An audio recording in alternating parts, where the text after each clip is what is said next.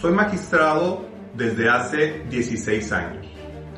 Antes de ser magistrado penal, fui juez penal de primera instancia por 8 años y antes visitador judicial del Consejo de la Judicatura.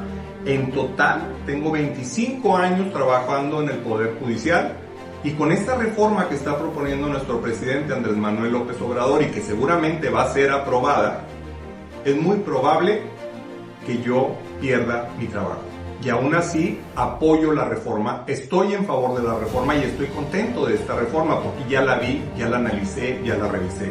Y esto es una de las mejores cosas que le pueden pasar a nuestro país porque no se trata de mí, no se trata de qué me conviene o qué me sirve a mí, se trata de qué le conviene y qué le sirve a nuestro país. Un país que está ávido de justicia desde hace muchos años, justicia que no han tenido, sobre todo en materia penal, porque ese es el área de especialidad que yo tengo. 2 de cada 100 delitos son los que se castigan, es decir, el 98% de los delitos quedan impunes y eso es lo que genera mayor delincuencia. Recordemos que es un poder que jamás ha sido cuestionado, es un poder que durante años se manejó debajo de la mesa, en penumbras, a oscuras, sin publicidad, sin que nadie los cuestionara. Hoy en día estamos viviendo nuevos tiempos en este país, en todos los sentidos. ¿Por qué el Poder Judicial no? ¿Por qué el Poder Judicial quiere permanecer en el oscurantismo? ¿Por qué no nombrar a los jueces, magistrados, pero sobre todo a los ministros, que en mi opinión personal son los peores de todos? ¿Por qué no elegirlos con el voto de la gente? La Constitución es muy clara en el artículo 39, dice que el poder emana del pueblo. ¿Por qué no aplica ese artículo 39 para el Poder Judicial?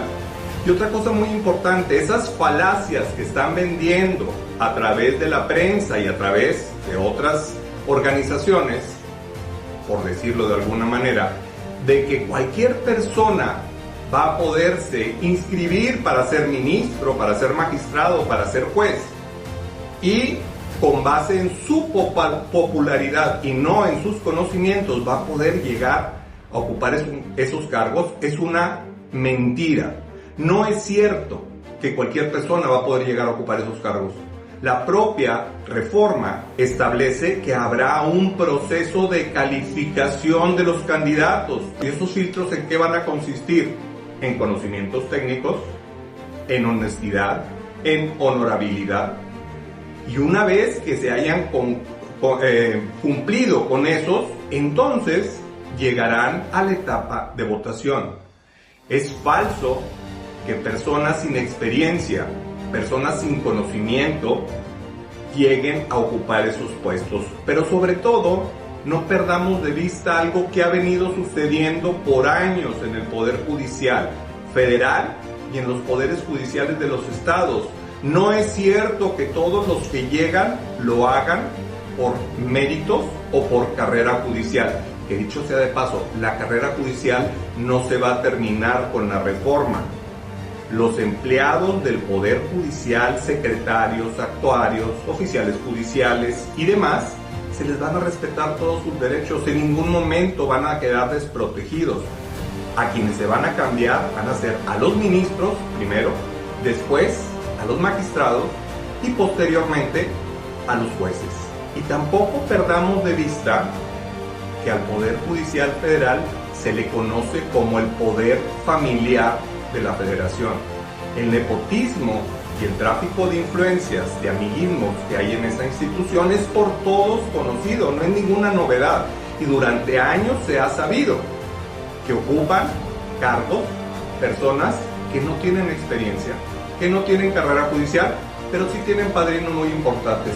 Así que no veo la razón de alarmarse tanto, incluso decir que va a ser el fin de la independencia judicial, que va a ser el fin de este país, por el hecho de que los jueces, magistrados y ministros se elijan por el voto de la gente. Lo hemos denunciado con hechos los actos de corrupción e influyentismo que predominan en el Poder Judicial.